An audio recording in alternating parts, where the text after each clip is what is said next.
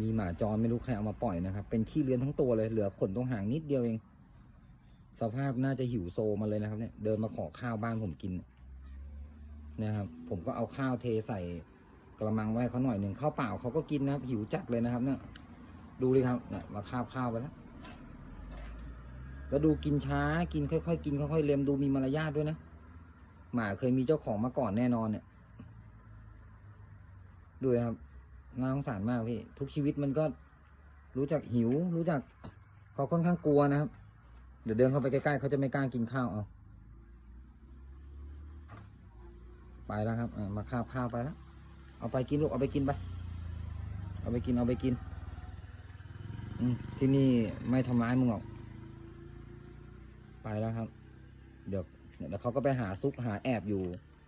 ตามข้างทางตามท่อตามอะไรเนี่ยหิวเขาก็จะค่อยออกมาเพ่นพ่านนะครับ